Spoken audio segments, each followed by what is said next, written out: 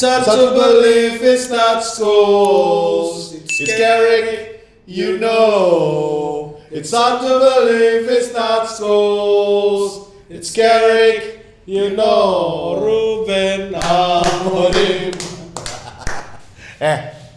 Fuck manajemen MU fuck. Lo tau gak? Itu Chan itu sebenarnya yang menciptakan Chan itu dia punya menerawang ke depan. Dia bisa lihat masa depan. Iya. Dia bilang gini, Bukan Scholes. bukan Scholes. Carrick. Bukan Scholes. Scholes mah bacot doang. Scholes Tapi sama waktu anak main jago. Salut. sebagai pemain Salut salut abangku. kita. Hormat kakak, kan gitu. Tapi ketika Tapi udah kalau jadi lo jadi pandit, pandit, tai. bumper dah.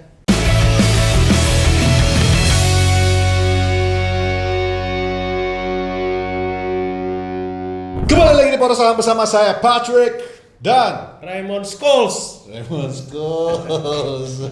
Males aku sama lu. Dia Scholes. Gue juga lagi. Ayo udah. Lu lagi marah sama dia nih. Lu Raymond Scholes kan? Lu Raymond Scholes. Kembali lagi di Poros Salam bersama saya Patrick Butt dan dia Raymond Scholes. Raymond Wilcox. Anjing. Gua jadi barada. Lu kenapa marah sama gua? Kenapa lu marah sama gua? Ya ada deh. Dia lagi marah sama gua. Gara-gara Patrick botak. Gue lebih suka dia ada rambut. Gitu. Tapi banyak yang suka gua botak. Ya. Ya. Kalau supaya kita kayak YouTuber pada umumnya. Lu suka gua botak apa berambut? Coba komen di bawah. Kelas. Ngomong-ngomong botak, Botak yang satu itu Omar Barada emang kayak Itulah. Kenapa Sebenarnya gue lebih kesel kepada Wilcox-nya sih, Mon, daripada Baradanya. Barada memang yang menyampaikan Enggak kepada Amorim. Gue kemarin tuh awal episode Poros ketika Ruben Amorim masuk, kita sempat bilang Ineos wah luar biasa nih. Dia ada rencana nih buat Ruben Amorim. Pas datengin Cunha, pas datengin Buemo, pas datengin Sesko, dan didengar juga omongan lu yang nggak suka sama si kampret, yang nggak masuk Afcon kemarin, didatengin Lamens, ya kan. Jadi kayak wah, Jelas. manajemen nih baru Jelas. nih. Ujung-ujungnya tetap sama aja. Gue baru sadar sesuatu. Correct me if I'm wrong. Apa? Lu gabung Poros Amorim kan? Iya. Iya. Ngapain? Ten Hag ya. Akhir Ten Hag benar. Itulah, jadi gua termasuk yang pasukan kecewa, sakit hati karena Manchester United gua diobrak-abrik sama orang yang gua rasa udah mengerti banget sepak bola, udah tahu banget menjalani bisnis dan manajemennya ke bawah. Lu ngomongin siapa sih? Ternyata dia melakukan hal yang sama ketika dia SJR. memimpin sepak bola klub Prancis Nice. Iya. Kan sebenarnya di awal-awal juga dulu kita pernah warning gitu. Ada indikasi begitu. Kita pernah di Poros bareng sama lu, gue pernah bahas tentang kekhawatiran tentang OGC Nice. Iya. Cuman waktu itu bukan kekhawatiran kita, gue jujur aja. Waktu itu kita ngelihat, oh ini orangnya ambisius, gue bilang. Ambisius. Karena di OGC Nice dalam 9 tahun 12 manajer.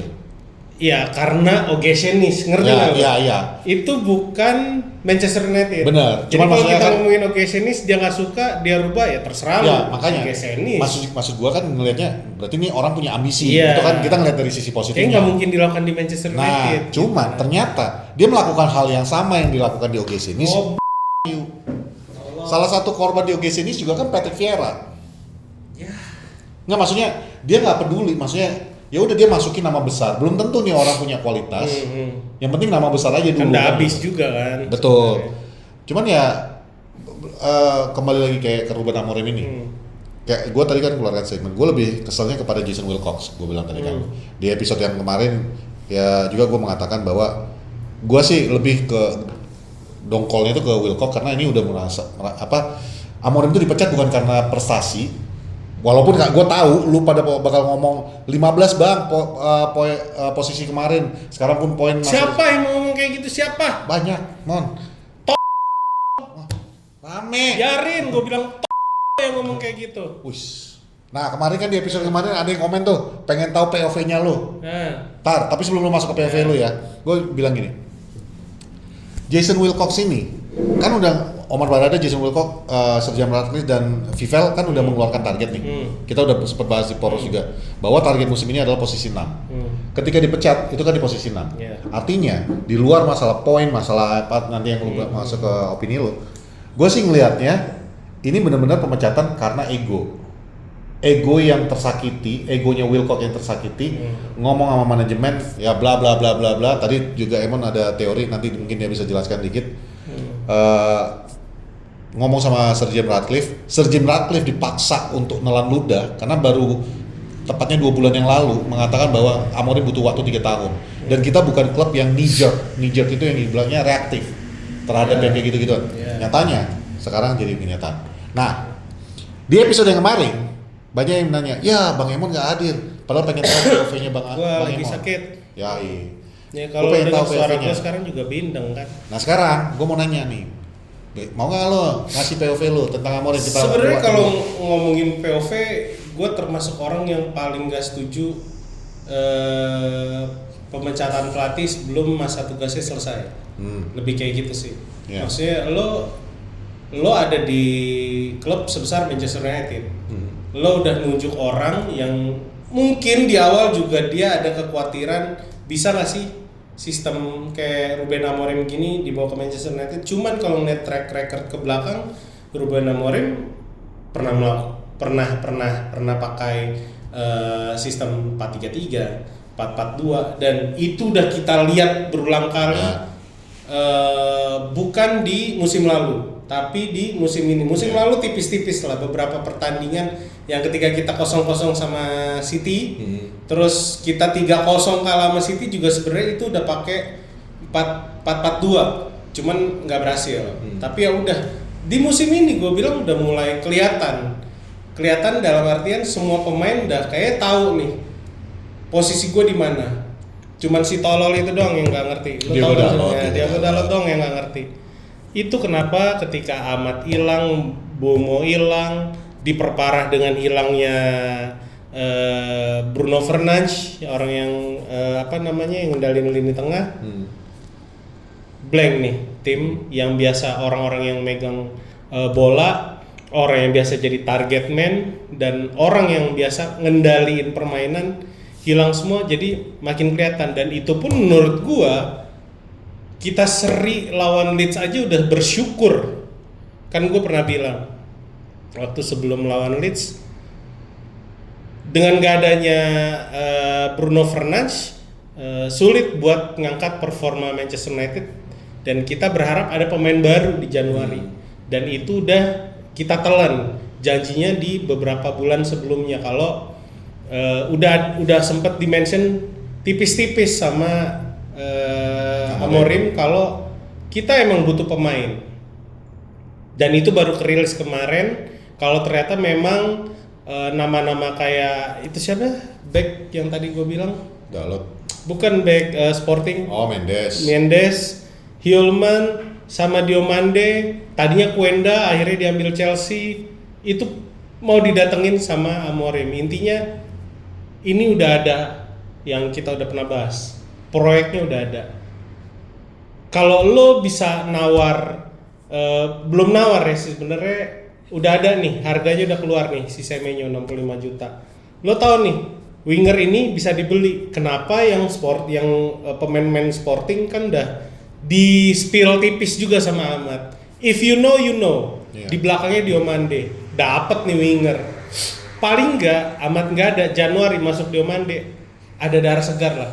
Kalau emang Bruno belum bisa main paling enggak kita punya winger yang udah merangkap playmaker juga Diomande. Masih muda 18 apa 17 tahun gue lupa.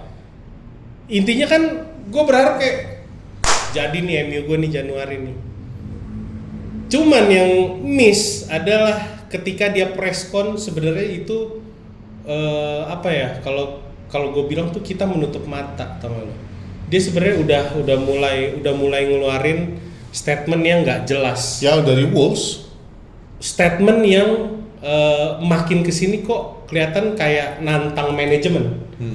Diperparah dengan, ingat nggak dia bilang kontrak gue di sini cuma 18 bulan. Gue di sini sebagai manajer, bukan pelatih. Yang ternyata memang di kontraknya sebagai head coach. Terus divisi perburuan pemain, divisi scouting itu harus bekerja lebih baik. Itu kan artinya dia udah menyatakan ke fans, ke manajemen, pilih dia atau gua, pilih Wilcox atau gua. Dan Vivel dan Wilcox. Ya itu yang kita, jujur gua menutup mata. Gua ngeliat kayak emang dia dalam tekanan nih. Harusnya sebelum Januari, Desember udah ada lah omongan kita akan dapat pemain baru. Ternyata nggak ada sampai Januari, sampai kita mau kehilangan Bruno pun nggak ada pembahasan kita mau ambil siapa. Itu sebenarnya udah khawatir. Gue masih menutup mata. Bisa dibilang oke, gue naif. Tapi kalau lo bilang, bang, MU tuh udah mulai jelek, kita harusnya tuh udah posisi 3. Kalau gue bilang gue naif, lu tolol gitu loh. Ini orang, dia ngelatih Manchester United dalam keadaan berantakan. Dia butuh orang, dia butuh pemain buat ngebenerin apa yang lagi dia kerjain. Ngerti gak lo? Jadi kayak apa ya? Lo lagi coba nanem pohon bonsai, baru tumbuh segini nih. Gue mau nguatin akar gue butuh gunting, gue butuh apa, gue butuh pupuk yang bagus, nggak dikasih, ditebang, dianya yang dikorbanin. Kita nggak usah beli pemain, kan keputusan manajemen kayak gitu. Karena kita ngelihat Ruben Amorim, ya itu balik lagi, tekanan yang didapat sama manajemen. Gue belum ngomongin Sir Jim Ratcliffe, ada Wilcox, ada Vivel, dan terakhir Omar Barada. Belum sampai ke Sir Jim Ratcliffe, tekanan itu udah ada dari media, dari lulu semua yang jarinya ringan banget bilang Amorim out. Bukan warga poros ya? Ya, Manchester United nggak works, Manchester United sampah, sistem yang nggak jalan apa segala macam itu nyampe semua dan digoreng sama media, diperparah dengan para legend kita ngomongnya juga begitu nggak bener. Jadi ada tekanan ke manajemen yang akhirnya sampai ke telinganya Ratcliffe bahwa apa yang dilakukan Ruben Amorim gak bener. Padahal sebenarnya dia lagi coba ngebangun pelan-pelan. Ketika itu ditebang, ya kita mundur jauh ke belakang yang tadinya udah, menurut gua apa ya, udah tinggal dipiara aja nih, udah jadi nih tanaman udah mulai kelihatan. Ditebang ya menurut gua ini kemunduran. Makanya kalau gua bilang lu semua dari kemarin yang bilang teriak-teriak out, ya lu alamin 2 pertandingan ke belakang. Kalau lu bilang kita butuh 4 back, dari kemarin udah dimainin 4 back. Kalau lu nggak sadar ya, lu cuman ngeliatin Twitter atau nontonin live score. Lu nggak nonton pertandingan ya. Kalau menurut gua kayak gitu. Jadi kalau lu bilang pemecatan Amorim salah atau enggak, gue bilang bukan salah lagi, itu tindakan paling tolol yang dilakukan sama manajemen sepak bola di abad ini. Udah itu aja. Itu sebenarnya sejalan dengan yang tulisan salah satu supporternya Sporting Lisbon yang ketika mengetahui Amorim dipecat sama Manchester United bikin surat terbuka nih. Gue nggak akan bacakan semuanya, cuman intinya dari yang gue setuju juga dengan omongannya adalah, as a Sporting supporter, I genuinely believe Manchester United fans will come to regret the club's decision to dismiss Amorim. Sebagai fans Sporting, gue yakin fans MU kedepannya nanti akan menyesali tentang pemecatan Amorim ini. Ini udah menyesal. Karena dasarnya dia bilang itu tidak adil yang dilakukan manajemen. Ini gue ngambil intinya. Iya jelas. Bahwa dia the underperforming board itu tidak mau memberikan dia pemain-pemain yang dia butuhkan untuk menjadikan sistemnya itu berhasil. Yang dia butuhkan itu hanyalah seorang winger dan seorang midfielder, tapi itu pun tidak bisa diberikan. Dan saya juga, dan ini yang paling gue garis bawahin, saya juga melihat dan khawatir tidak akan ada manajer yang berkaliber lagi yang akan mau menangani Manchester United. Karena melihat, ya balik lagi kayak kata lu Mon, bahwa ini manajer-manajer ini juga kan nggak bodoh dan nggak buta ya. Maksudnya lah, lu udah scouting Amorim sejak kapan? Dan lu tahu dia main 3-4-3. Lu tahu nih pelatih, memang dia di Liga Portugal, tapi lu tahu nih pelatih kaliber, pelatih kelas, pelatih yang bisa bawa pemain seadanya jadi juara Liga Portugal, pelatih yang bisa bawa pemain seadanya ngebantai Manchester United di kandang City ya, Manchester City, Manchester City di kandang. Ngalahin Arsenal, terus nggak lama dia ke Manchester United, kita juga ngalahin dia sebelum akhirnya dikalahin. Tapi kalau gue ngelihat ya benar kata lu, harusnya kalau orang pelatih yang udah tahu gimana cara dia main, pelatih yang udah tahu punya visi lah intinya, dia ngeliat orang sekelas Amorim yang mungkin menurut gua dengan tim seadanya kayak gini, seadanya kalau lu bilang ada Sesko, ada Bumo mana kemarin, Amat mana kemarin, nggak ada, Bruno cedera kemarin, Sesko tuh belum jadi. Kita punya Lamens karena kita bisa ngeliat Lamens bagus karena Onana tuh buruk. Jadi lu ngeliat tuh Lamens tuh keren, padahal mah itu kelas kiper kedua. Jadi kalau lo bilang dia udah di full support, dia belum. Sorry ya kalau gue bilang lu, mungkin gue ngomong lu yang teriak-teriak menuju out. Yang teriak Amorim out ya. Lu kalau buat lu yang kayak ada yang salah dan gue ngerasa nyesel gitu ya, itu lu bener. Karena lu tadi bawa angkat omongan mengenai Lamens ya. Ini fun fact nih satu. Ya, baru-baru ini baru diketahui bahwa Ruben Amorim itu ya kayak tadi, dia mintanya bukan Dorgu yang transfer kemarin, dia minta Mendes. Dikasih Dorgu. Dorgu itu ada di urutan ketiga pilihannya. Mendes adalah pilihan utamanya Amorim. Cuma karena tidak dikasih, ya udah nggak apa-apa. Akhirnya dikasih. Dan dia bisa ngebawa Dorgu walaupun berantakan juga. Demikian juga dengan Sesko. Dan ini kita semua tahu di berita ya. Sesko itu bukan pilihannya Ruben Amorim, itu adalah pilihannya Vivel. Kita juga sempat bahas di Parosalam. Amorim menginginkan waktu itu adalah si Oli Watkins. Nah, cuman karena manajemen mengatakan bahwa kita tidak ada lagi bermain dengan pemain di atas 25 tahun, membeli pemain 25 tahun, makanya akhirnya dibawalah Sesko. Oke, jadi udah dua nih ya yang bukan pilihannya Amorim sebenarnya. Nah, lalu Lamens juga bukan pilihan daripada Ruben Amorim. Ruben Amorim waktu itu kan barengan tuh dengan Donnarumma dan Martinez. Dibu Martinez. Sebenarnya Donnarumma yang dia mau. Tidak, yang dia minta itu adalah Dibu. Dia menginginkan Dibu karena sudah mengetahui Premier League, sudah punya pengalaman, dan kurang lebih ini yang dia inginkan untuk build up dia. Donnarumma karena ada masalah di PSG, jadi kebetulan lagi ada available, makanya akhirnya pilihannya itu Donnarumma, Dibu atau Lamens. Nah, balik lagi manajemen yang menentukan Lamens. Artinya yang pemain yang betul-betul yang diminta oleh Amorim dan akhirnya diberikan hanya dua, Cunha dengan Bumo. Dan terbukti dua pemain yang diminta sama Amorim dua-duanya yang perform. Itu terbukti. Ini udah terbukti nih. Lamens oke, dia bagus, tapi karena tadi dia bilang Onana dan Lamens kayak ini, gue jadinya iya juga. Kita sangat mengapresiasi Lamens karena kita udah terlalu lama bermain dengan badut. Betul. Jadi makanya seakan-akan udah oke banget, superior. Tapi gue juga ngelihat dari perspektifnya mereka yang teriak-teriak tentang poin apa ini semua. Mereka juga bisa ngomong ke lu Mon, bahwa ya lu juga puas dengan hasil saat ini dengan posisi 6 yang saat ini. Karena musim lalu kita begitu jeleknya gitu. Nah, jadi kalau gue bilang itu juga benar dan valid yang mereka bilang. Cuman ya balik lagi kita harus melihat kondisi yang dimiliki seorang Ruben Amorim. Itu kan sama sekali tidak yang diinginkannya sebenarnya. Betul. Belum ideal. Iya, belum ideal. Bahkan gua berani mengatakan tidak diinginkannya karena pemain nggak diberikan, cuma dua. Sistem dipertanyakan terus. Ketika media menyerang, zaman dulu Sir Alex Ferguson ketika media diserang, Fergie bisa mengatakan media menyerang Fergie. Iya, media menyerang Fergie. Fergie bisa mengatakan BBC nggak boleh ikutan lagi press conference Manchester Iya. United sampai kapan. Setuju. Dan itu didukung oleh manajemen. Iya, iya. Ya. Iya. Nah kalau ini kan enggak, dia diserang oleh media, bahkan diserang oleh ex pemain United. Manajemen diem, nggak ada melindungi manajernya.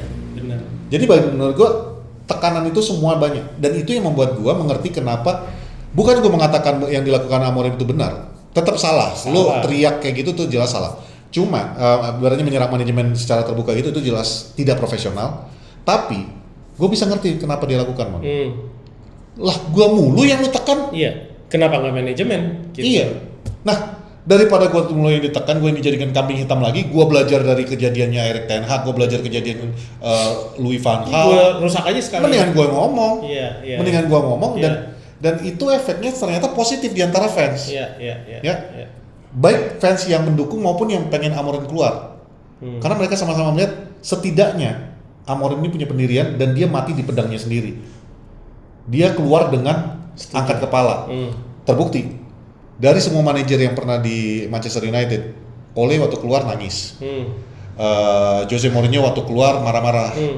Louis van Gaal juga marah-marah sampai pengen megang klub Arsenal kalau nggak salah waktu Cuman itu supaya bisa ngalah. Dia ketawa. Dia ngerayain. Iya. Kenapa? Akhirnya dia keluar dari tekanan. Iya. Tekanan siapa? Lu semua yang bilang dia harus keluar. Nah, kalau lu berani bilang mengatakan bahwa Seneng kan lu sekarang dia udah keluar, lu nikmatin kemarin kalah sama Brighton 2-1. Lo kalau bilang Mantap. mentalnya Amorim berarti nggak ada dong, Bang. Nggak juga, Bos. Itu bukan masalah mental kalau yang dia dijalani Amorim itu udah masalah pinter aja. Gua nggak mau kalau gua begini terus dan gua ditekan terus untuk sampai gua mengundurkan diri, gua nggak dapat apa-apa dong. Kalau lu bilang Amorim mata duitnya, ya wajar lah. Dia juga nggak didukung, dia juga udah dibohongin. Ya kenapa nggak gue lakukan ini? Itu ya bukan pembenaran juga, tapi ya itulah mungkin kejadiannya seperti itu ya, Mon ya. Lu tau gak kenapa dari tadi gue bilang tolol ke kamera? Gue tolol situ, walaupun mungkin kok gue berasa kayak ditolol-tololin sama. Sebenarnya bukan lu. Bukan lu. Tapi itu ungkapan hati gue dari kemarin. Sebenarnya gue udah takut dengan banyak Amorim out, mempertanyakan strategi, media nyerang dia, belum lagi legend. Ini udah pasti cabut nih orang ini nih, ya kan? Dan gue takut banget kalau itu kejadian di pertengahan musim di mana dia belum dapat apa-apa. Kita udah sering ngomong, satu musim aja baru 2 bulan yang lalu, genap dia megang Manchester United satu musim lebih, harusnya udah dikasih pemain tambahan dong. Iya dong. Pemain yang sesuai benar-benar yang punya dia, kayak yang Patrick tadi jelasin. Sesko dikasih oke, jangka panjang. Tunggu, kasih waktu. Lemens bukan pilihan, bukan kualitas kiper nomor 1. Dia butuh kiper nomor 1. Sekarang dia butuh wingback yang lo tahu, wingback kita sekarang ada Dorgu, ada si tolol. Ya. Kalau nggak dikasih, gimana cara dia mau bergerak, bikin sistemnya jadi bagus. Yang juga 3-4-2-1 dijalanin menang. 4-4-2 dijalanin menang. 4-3-3 bisa dipakai defense, bisa dipakai nyerang, menang. 4-5-1, 3-5-2 dipakai buat nyerang, menang. Lu mau minta apa lagi? Ini pelatih bagus. Lu masih bikin tekanan ke sosial media. Makanya gue bilang, orang kalau dapet smartphone, tapi orang yang nggak smart banget, impactnya adalah ke klub yang dia dukung, sesuatu yang dia support. Sekarang gini logika, kita mau ngomongin logika nih, kita senang ngomongin logika kan. Kalau lu mau menyalahkan manajer, ya lu bilang ini Amorim aneh banget, udah bego kayak gitu, tetap aja dimainin, Dorgu nih berantakan, tetap aja dimainin. Lah, harusnya lu marahnya sama manajemen, bukan sama Amorim. Betul. Kenapa nggak diberikan pemain-pemain yang diharapkan yang lebih baik? Karena lu sendiri udah tahu, Dorgu dan Dalot ini nggak bisa. Terus lu bilang, ini udah jelas Casemiro udah tua, Ugarte nggak bisa main. Ada pilihan lain memang. Emang ada pilihan lain? Kan nggak ada. Ada pilihan lain kemarin Ugarte, lu udah lihat mainnya kayak gimana? Ya enggak, kan diprotes itu Ugarte dengan Casemironya. Jadi siapa lagi kalau yang lu mau taruh Jack Fletcher di situ? Nah, makanya. Kemarin gini, gue tambahin lagi, Ahmad tuh bagus di nomor 10, jangan di wingback. Oke, Ahmad nggak ada nih, ya kan? Wingback balik ke Dalot, nomor 10. Kemarin itu Dorgu. Dorgu keluar, masuk seleksi, apa yang terjadi? Kartu merah. Ya.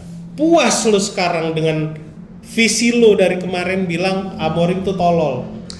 Intinya gini, gua Gak di sini ngerti gua. gua di sini sekalian untuk kita dari Poros Salang Tar dulu, ini bukan marah ke fans lokal ya. enggak. Ini mungkin kalau gue pakai bahasa Inggris, gue pengen banget orang-orang fans Manchester United di Ya, Nigeria, di mana-mana kebanyakan orang Nigeria sama itu ini, gila ya. militan banget yang bikin Amorim out. Enggak, itu sekarang gini, parah. makanya gua ngajakin teman-teman semua yang nonton Poros Salang, mau mungkin share juga video ini, ngajakin teman-teman yang lain.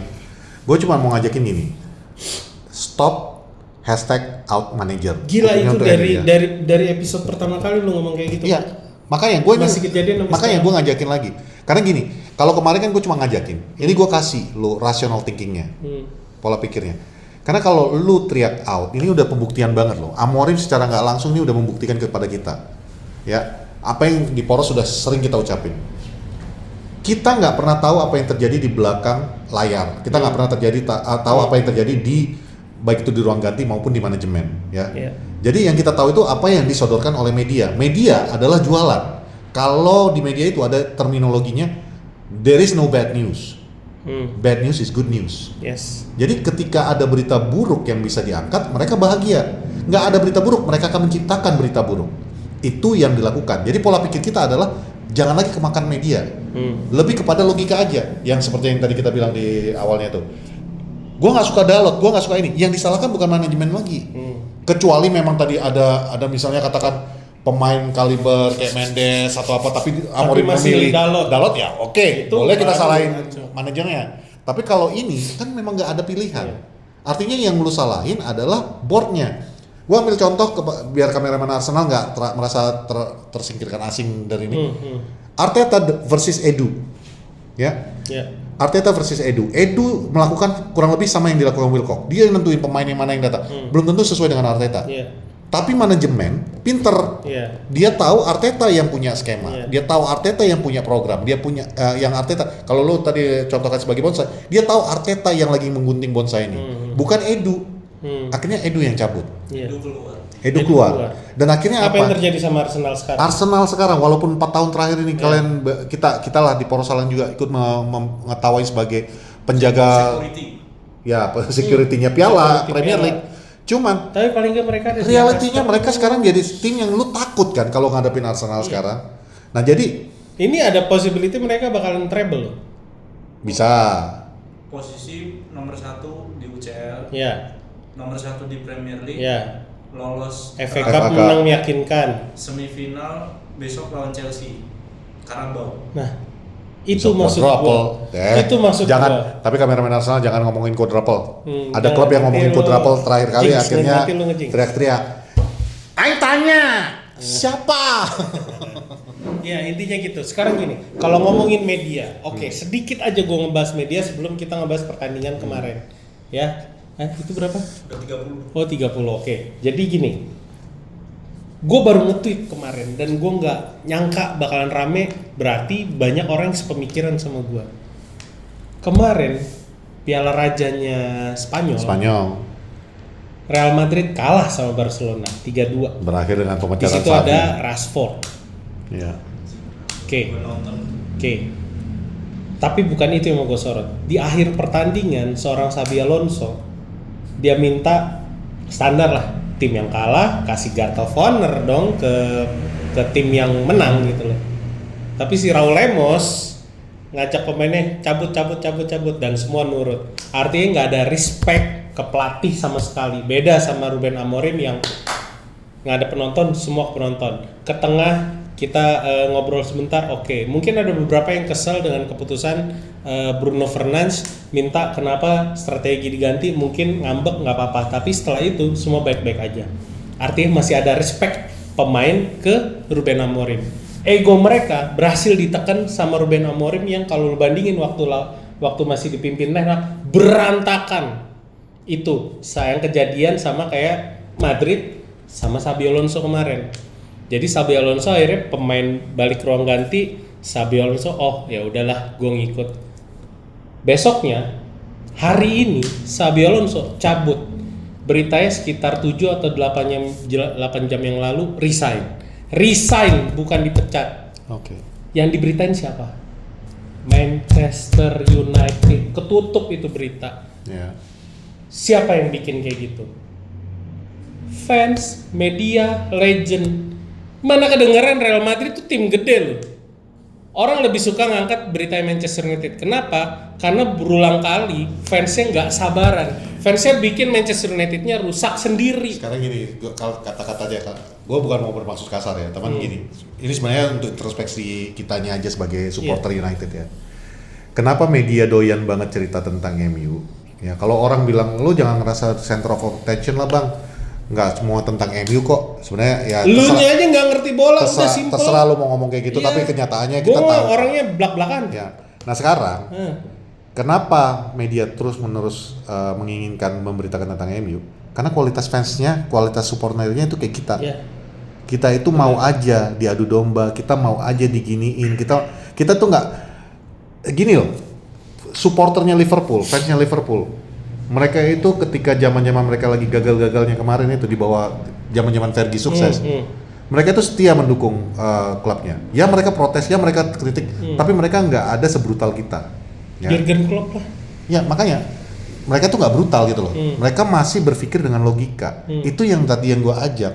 Stop hashtag manager out. Kalau lu memang niat banget untuk nulis out, Glazer out, Ineos out. Iya.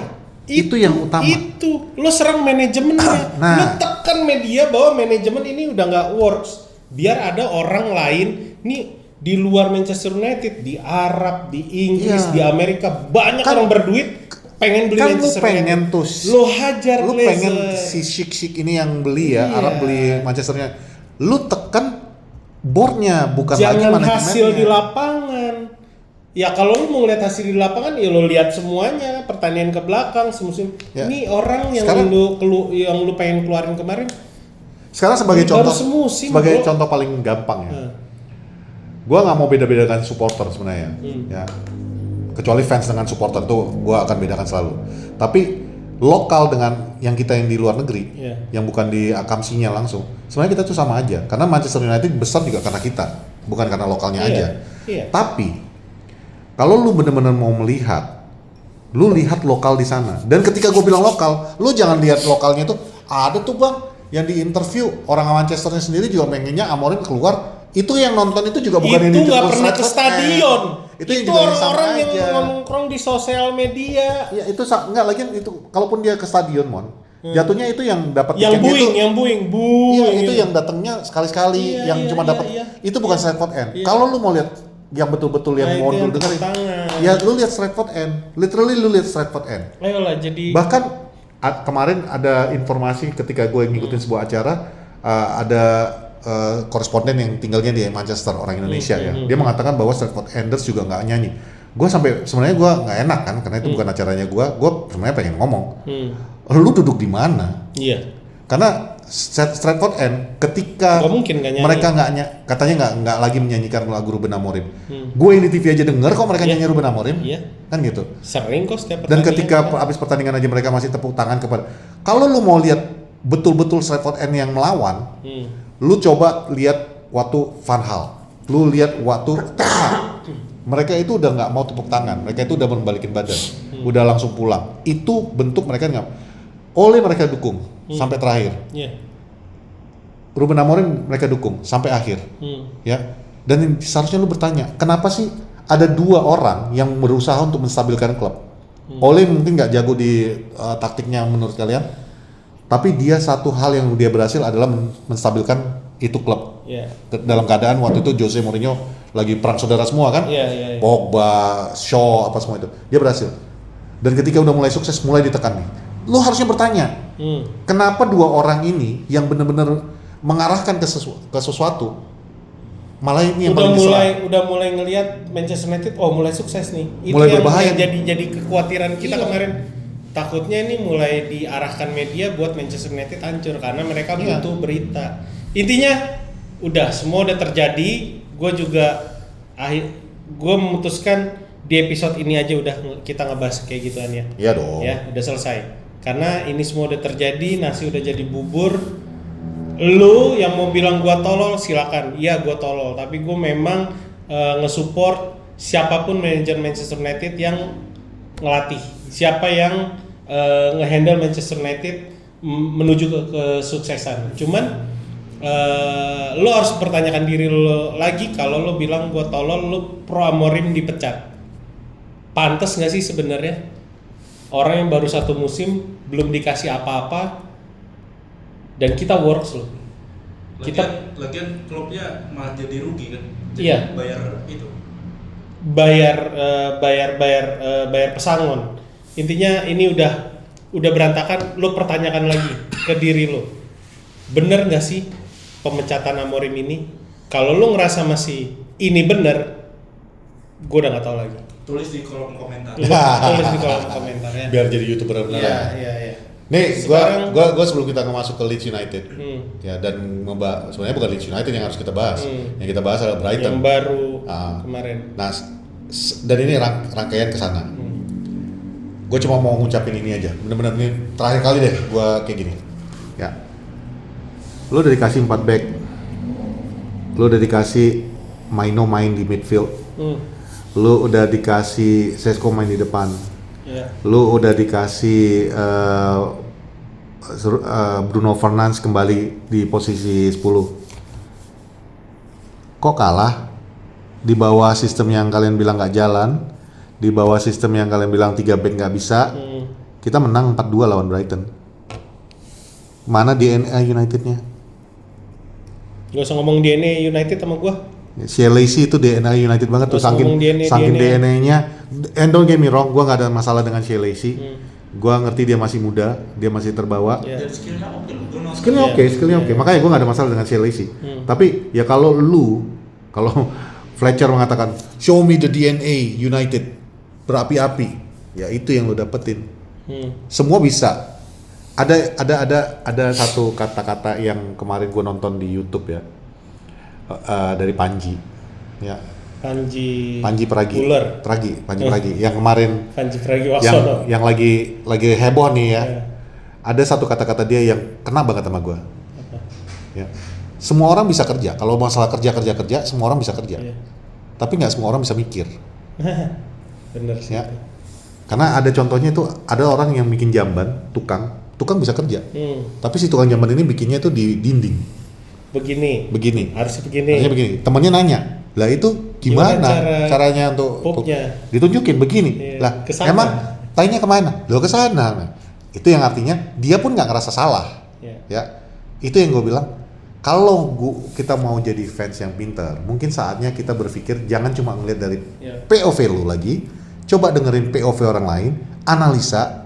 Punya pendapat sendiri, punya opini sendiri, itu yang lu utarakan. Jangan lagi lu dengerin bener-bener nonton karena Paul Scholes Legend United, karena Roy Keane Legend United yang Gary ngomong, Gary Neville yang ngomong, hey Roy Keane gagal bersama Ipswich, Neville 3 bulan doang di Valencia, Scholes nggak pernah melatih.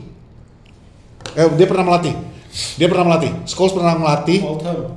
Bukan, ya Oldham. 2 hari mengundurkan diri.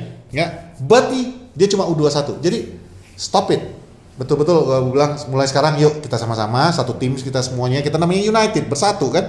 United kita bersatu untuk nyerang manajemen. Nah, itu aja. Oke, sekarang kita bahas Brighton dan kekalahan kita kemarin tanpa prejudis. Gua kalau mau ngebahas Brighton emang udah salah dari segala hal sih. Mau bahas apa lagi? Tapi 4-4-2 itu 4-2-3-1. 4-2-3-1 sorry. 4-2-3-1. Lo taruh Dorgu di kanan, yang which is udah pernah dicoba sama Amorim juga, tapi nggak works. Kenapa? Karena permainan jadi melambat. Ya. Plus tapi lu nggak punya pilihan siapa-siapa lagi. Nggak ada punya pilihan siapa-siapa lagi. Ketika Dorgu keluar, cuman bisa ngeganti Chelsea, anak muda yang baru 2 kali bermain buat tim inti. Sebenarnya nggak Chelsea. Gue malah bertanya kenapa nggak Zerzi yang dimainin. Zerzi main kemarin. Enggak, maksudnya nggak di Zerzi yang di depan dari awal. Kenapa Dorgu gitu loh? Intinya kalau gue lihat pertandingan kemarin itu sebenarnya kita bisa menang. Bisa. Tapi balik lagi kita udah terbiasa pakai sistem 3 back. Nah kemarin itu gue ngelihat Liha ketika Garuda masuk, dia nengok ke arah kanan dan nggak ke arah kiri, dia lupa itu udah 4 back. Yang artinya ketika lu jaga pemain penyerang, lu pemain bertahan terakhir, ya lu nggak usah berharap ke yang lain, lu kejar itu orang. Ya salahnya di situ. Terus banyak harusnya jadi gol. Si tolol. Itu udah punya nama sekarang. Siapa? Tendangan dia itu. Apa? Tendangan pembuang manajer. Intinya pembunuh manajer. Ya itu apalah itu. Itu harusnya pure jadi gol, bukan dari kaki dia. Itu harusnya dia passing ke Sesko. Sesko. Itu ada 3 chances. Menurut gua kita harusnya udah ngelok pertandingan itu. Tapi kan kita nggak bisa berharap dari pemain bodoh yang IQ-nya mungkin di bawah rata-rata. Bukan di tengah lagi, udah di bawah rata-rata. Padahal jelas Sesko udah kosong dan dia bukan penyerang, harusnya dia passing ke pemain penyerang. Kalau gue lihat sebenarnya sebenarnya bisa menang. Ini Brighton tim kelas 2 yang kayak kemarin nggak semuanya. Brighton B bos, itu kemarin Iya itu Brighton kemarin B. nggak semuanya tim inti main. Bukan tim inti. Kalau lu lihat ada Mitoma udah lama nggak main bos, gitu. Iya. Mitoma masuk di babak kedua. Iya dan dia udah lama nggak main, bukan pilihan utama lagi sama si Hurzeler. Intinya kita bisa menang, tapi banyak hal yang mesti diperbaiki. Mungkin kita bisa menang kalau di depannya itu Ahmad, itu berbeda, bukan Dorgu. Dan di belakang itu nah itu gue bingung kalau misalnya 4-2-3-1 mau nggak mau kan wingback yang dipasang, nggak mungkin Ahmad dijadiin back ya, jadi serba salah. Nah sekarang Mon, sebelum lanjut tuh, mumpung gue inget ya, lo sadar gak ketika nanti Ahmad pulang, Ahmad Bumu pulang nih, lo main 4-2-3-1, itu akan gue jelaskan berikutnya. Tenang aja. Ini numpuk men. Tenang aja. Di kanan semua ini. Jadi ini Patrick juga nggak belajar nih kayaknya nih kedatangan Carrick nih. Ya sorry, gue kan masih berpikirnya. Gue belum tahu nih Carrick mau mainnya apa. Darren Fletcher memang pakai strategi 4-2-3-1 ketika dia pimpin reserve dan itu works. Reserve top table. Tapi balik lagi dia punya pemain sayap luar biasa. Dia ada Biancheri, dia ada Sialesi, dia punya Gabriel, JJ Gabriel. Itu semua udah dinaikin ke U21 dan mainnya works. Strategi dia berjalan dengan baik. Dia ngelatih dia sempat ngelatih U18 juga kan? 18 sama terakhir kemarin U21 sebelum dia dan itu bagus. Tapi lu main lawan tim klub IPL itu barang yang beda. Lu nggak bisa menerapkan apa yang dilakukan anak reserve. Serang aja, kita menang sayap. Lu punya kecepatan, pemain nggak punya kecepatan, udah kita pasti unggul. Nah itu sesimpel itu mungkin menurut gua. Tapi ketika kita ngomongin IPL, ya kayak kemarin si LSU udah luar biasa menurut gua. Itu kalau di reserve mah udah dia gol kali itu sendiri. Cuman ya balik lagi dia berapa kali ketutup. Dia passing, dia crossing, nggak ada yang sampai. Ada sekali yang si Sesko berhasil heading tapi karena jaraknya nggak pas, jadi headingnya pelan. Intinya, menurut gua kalau Fletcher dipertahankan di situ, thank you kameramen Arsenal. 45 menit gitu. Jadi kalau Fletcher dipertahankan di situ, mungkin kita di 2 minggu ke depan, 3 minggu ke depan. Kita udah posisi 15 lagi. Kalau menurut gua. Nggak usah 2 minggu, 3 minggu ke depan, Mon. Minggu depan, kalau makanya gua kalah lawan City, 2-3 minggu kita ke depan. 13. Iya, 2-3 minggu ke depan kita udah pasti posisi 15. Lu kadang-kadang suka ngomong gini ya. Kita kan posisi 7 sekarang ya. Itu kita posisi 7 setelah kita seri sama kita poin berapa? 33. 32 ya, 32 apa 33 gue nggak inget lah. Ya posisi 10 poinnya 32 sekarang. Ya sekarang makanya cuma beda 1. Ketika kita kalah besok, kalau kita kalah, gue nggak mau bilang. Dan yang lain menang seri gitu. Kalau kita kalah lawan City besok, ya, yang lainnya naik, kita di bawah Spurs, kita bisa di bawah 14. Ada possibility kita di 9 atau 10 atau 11 itu. Poinnya 32 kan? 32 iya, sampai 10 coba kan lihat, 31. Coba lihat 14. Spurs berapa? Spurs 28. 27. 27, Udah. ya. Kalau Spurs menang 30. Ya kita Iya 27. Iya 27. Artinya kita di atas Spurs. Kalau nggak salah tuh 14 ya? 13 ya? 14. Ya. Berarti kita di posisi 13, Man. Itu yang jaraknya terlalu dekat itu. Udah gitu minggu depannya lagi lawan Arsenal. Iya, kan gue bilang 2-3 minggu. Tenang aja makanya nih, biarkan saya ngomong dulu. Kesel juga gua akhirnya. Jadi gini, kita datengin Carrick sebenarnya pilihan yang tepat dan oke lah. Sekali lagi gue memuji bukan analisa ya, kepintaran board dalam memilih pelatih. Tapi Gua enggak. tar dulu sebelumnya. Jadi mereka ada kesalahan memecat Amorim, ya. Tapi ketika mereka memilih siapa yang harus jadi interim sampai kita menunjuk pelatih utama nanti di musim panas, menurut gua nunjuk Carrick udah tepat. Karena kalau lu bawa Ole sama aja 4-2-3-1, 4 back. Ya. Sementara Carrick 4-3-3. Carrick, nah kan nggak belajar nih. Berapa? Carrick itu dia punya sistem yang kurang lebih sama ternyata sama kayak Amorim.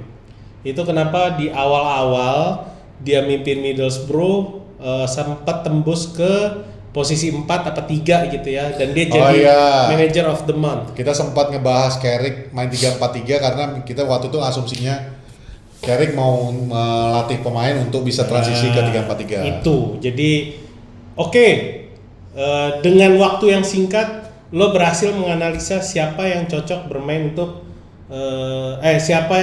pelatih yang siap untuk melatih pemain warisannya Amorim. Karena lo nggak bisa ngebiarin dari 3-4-3, 3-4-2-1, 4-3-3, 4-4-2 dan kawan-kawan itu cuman sistem yang harus dibentuk ketika bertahan, ketika counter, ketika fast break, ketika nyerang. Ya. Tapi basicnya 3-4-3 back. Nah, Carrick kenapa dia bisa works waktu pertama kali megang Middlesbrough?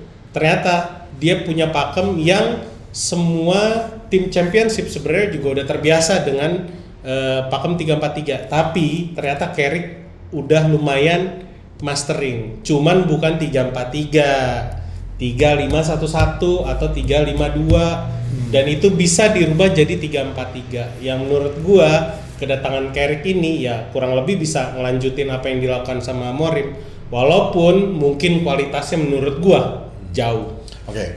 Kalau gua dari sisi gua, tapi ya gua tekankan dulu di awal ini menurut keyakinan saya, ya. Menurut keyakinan saya manajemen MU itu kalau lu bilang tadi pintar untuk memilih, gua bilang manajemen MU itu belajar dari negara Konoha, pengalihan isu.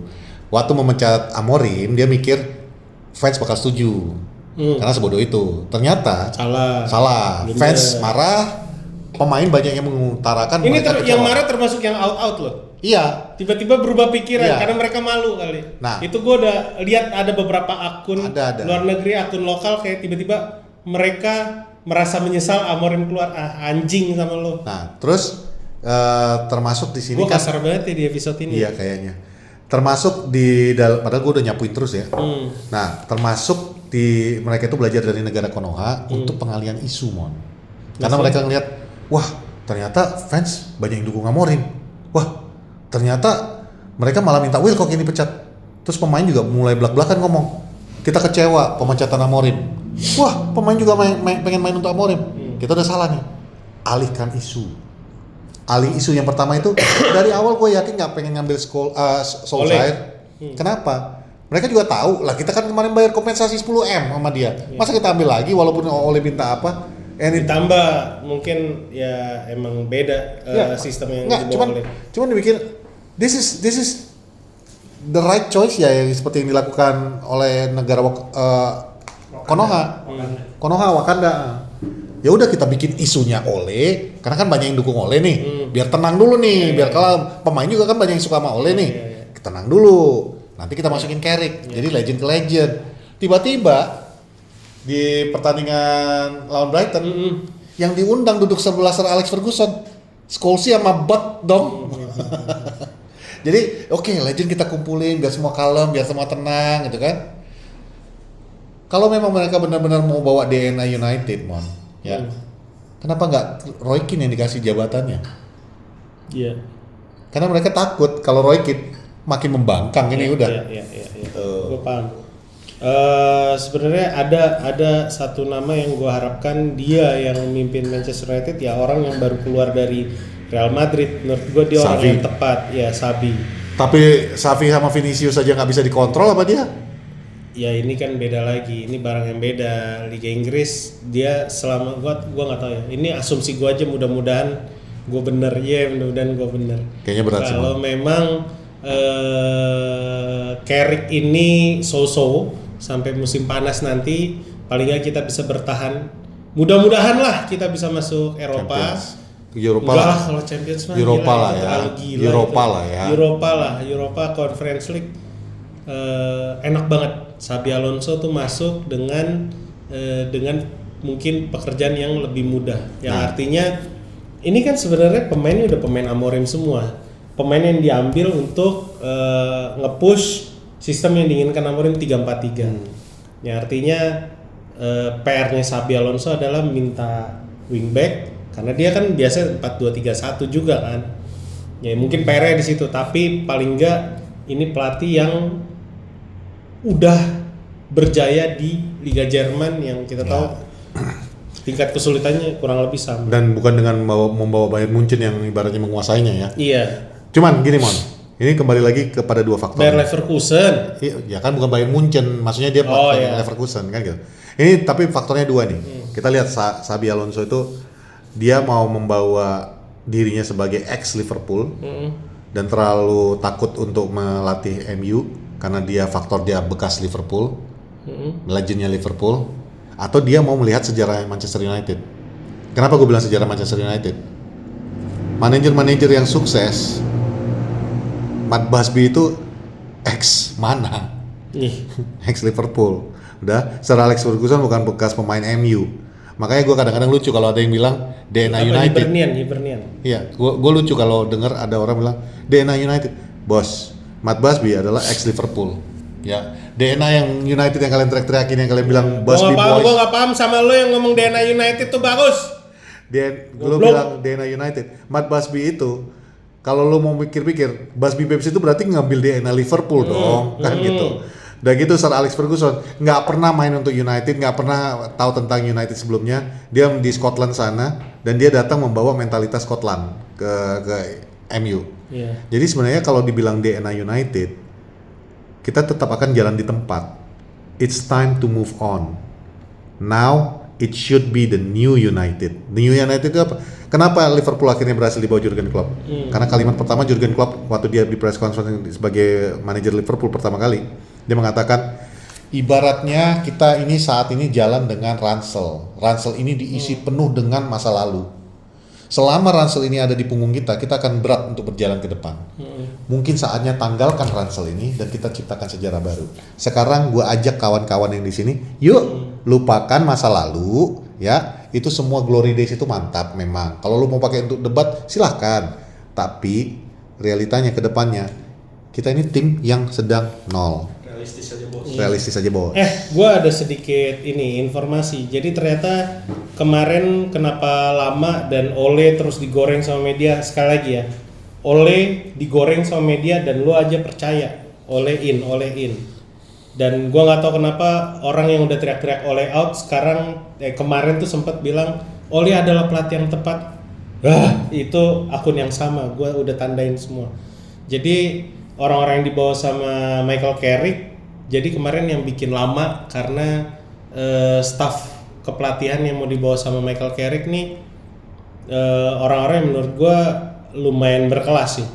Ada Travis Binion, bekas dulu anak buahnya si Villas-Boas sama Allardyce. Terus dia terakhir juga ngelatih juara ini ya di 2021 reserve 2021. Dia sempat di Manchester United juga. Steve Holland, ingat nggak yang bekas dia ada di reserve England, reserve-nya bareng sama Southgate. Baru dia naik pas dipimpin sama Sam Allardyce. Sam Allardyce kena kasus, dia cabut. ini Steve Holland masuk ke dalam staf kepelatihan. Berikutnya yang udah pasti yang dibawa sama Michael Carrick. Holland pernah di Norwich kan ya? Hmm? Holland pernah di Norwich kan? Pernah. Terus si Jonathan Woodgate yang bareng-bareng sama Middlesbrough Boro, sama iya. sama Legendnya Carrick di Boro. Legendnya Boro itu. Legendnya Boro itu Spurs juga kan? Jonathan Woodgate ya iya. pernah di Spurs. Sama terakhir Johnny Evans. Nah, nama terakhir ini gua gak ngerti kenapa diajak Michael Carrick sih, udah itu aja. Karena manajemen udah duluan nyebut Johnny Evans. Balik lagi, gue jujur selama Wilcock masih ikut campur tangan, gue nggak akan pernah bisa melihat MU ini maju. Selama ada Wilcock ikut campur tangan, gue nggak masalah Wilcock itu tetap di Manchester United. Asal lu jangan lagi ganggu ke dalam. Gue lebih gini sih. Kalau nggak ntar lu, kalau misalnya lu mengatakan gue yang director of football, DOF-nya, oke, it's fine. Lu director of football, lu mau pakai sistem gue yang beli pemain lu pakai, terserah lu lah, walaupun gue nggak setuju. Tapi kalau lu ikut campur tangan di dalam tim, pembentukan sistem, pembentukan taktik, pembentukan formasi, gue nggak ngeliat ini tim bisa kemana-mana. Ya, sesimpel itu aja. Nggak usah kita jauh-jauh ke Manchester United, kita ngomong lokal aja. Lu tanya deh sama lokal klub lu, boleh nggak sih owner, board ikut campur tangan melatih tim? Sedikit aja, Pat. Mungkin gua ada perbedaan sama Patrick di sini. Kalau dia bolak-balik nyalain Jason Wilcox, iya dan enggak. Karena ini kalau gue bilang kalau rumah tangga tuh nggak punya uang pasti banyak berantemnya, ngerti kan? Ya. Nah, ini sebenarnya manajemen nih rumah tangga yang sama. Nggak ada duit, dipojokin media, dipojokin legend, dipojokin fans. Jadi mereka harus ngambil keputusan, akhirnya berantem sama manajernya, sama pelatihnya sendiri, berantakan. Nah, yang gue mau ajak di lu sebenarnya di sini bukan yang kayak Wilcox out, Sir Jim Ratcliffe, Ineos out, enggak, dari akarnya lu potong akarnya. Glazers harus cuman gini Mon, kenapa gue kurang setuju kalau situ. Kenapa gue bilang Glazer udah menyerahkan untuk tim kepada Ineos. Dia gak, itu yang kemarin kita ngomongin, dia tiba-tiba ngusulin Amorim nggak cocok, dia harus dipecat. Betul, itu kan terakhir. Kan berantakan. Iya, itu gue ngerti itunya. Cuman untuk tim itu kan udah diserahkan kepada Ineos. Ini yang kenapa gue bilang inkonsisten daripada Ineos. Menurut gue Ineos ini tidak tepat karena Glazer mau ngomong apa, lu kan udah dikasih hak penuh untuk ngatur tim. Dia hak penuh untuk ngatur bisnisnya. Which is kalau dari sisi itu gue setuju karena dia jago di bisnis.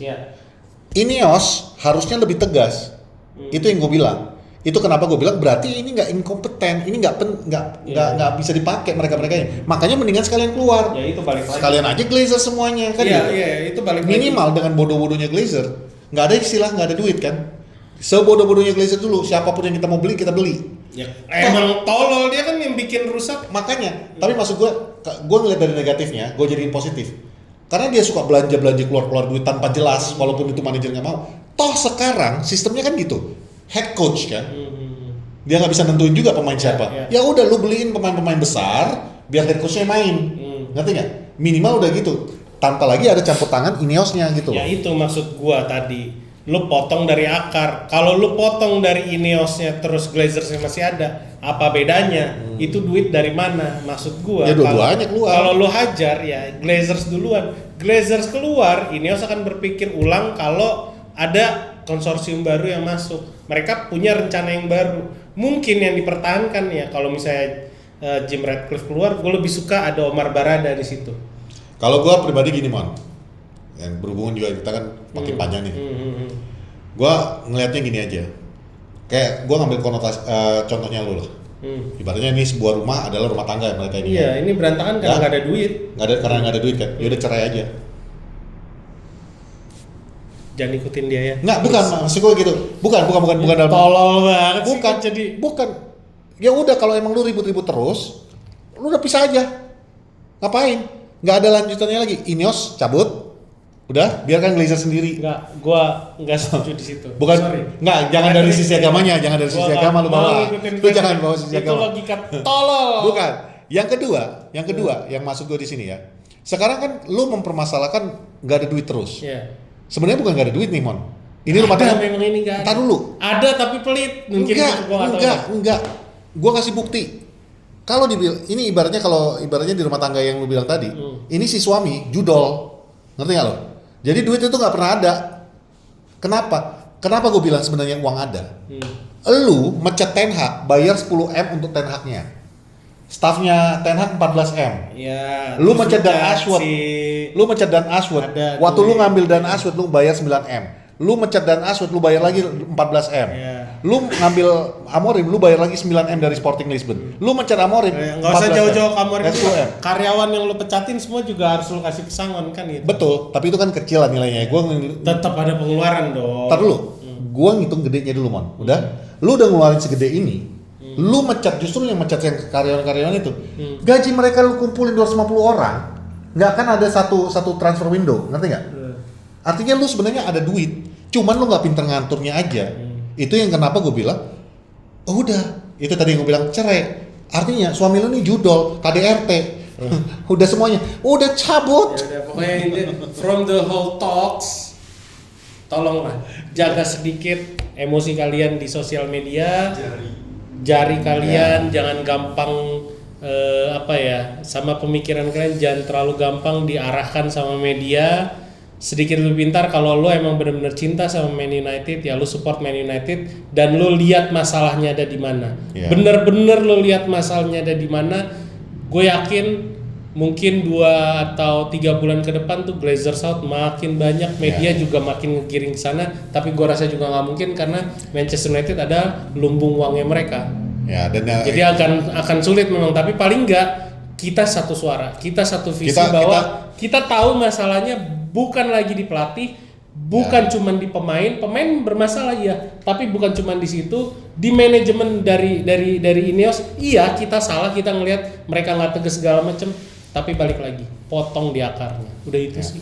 Jatuhnya gini aja lah untuk penutupannya, Mon. Gue bilang Ineos out, Glazers out. Itu 2 hashtag yang lu harus angkat. Memang berat. Ada kemarin yang ngomentarin di postingan gue mengatakan, ya kali kocak juga nih fans MU katanya. Ya. Masa mecat pemilik kan nggak mungkin. Ya. Memang berat, bos. Cuman kalau tekanan itu cukup tinggi, cukup masif, ya apapun bisa terjadi. Nyatanya kemarin Glazer nggak mau jual sama sekali kan, karena tekanan kita pada waktu itu, yang Liverpool kita demo apa semua, akhirnya mereka mau jual ke Ineos. This time kita terbuai lagi dengan dibawakan Ruben Amorim, dibawa ini, kita lupa lagi tentang Glazer out. Iya. Konsisten, kali ini kita konsisten, Glazers out, Ineos out. Kita ikutin aja apa yang dilakukan pergerakan teman-teman di Manchester. Teman-teman ya, karena menurut gua kita semua satu pemikiran sama The Red Army sama 1958. Kita sepemikiran bahwa masalah Manchester United jauh lebih besar dari itu. Selama masih ada Glazers, gue yakin lingkaran setan ini akan terus keulang. Bener dah, percaya sama gue. Itu berkali-kali gue bilang dari musim lalu. Kalau Mark Goldbridge aja. Dari gue masih jadi di undangan Poros ya. Kalau Mark Goldbridge aja, yang gue benci banget kemarin itu, bisa berubah pikiran dan akhirnya sekarang juga menyerang manajemen. Kalau dia aja bisa berubah pikiran, masa kalian enggak? Ya? Itu aja lah. Itu aja. Gue Patrick. Dan gue Raymond. Di belakang ada kameraman Arsenal. Kita Poros salam. Bye.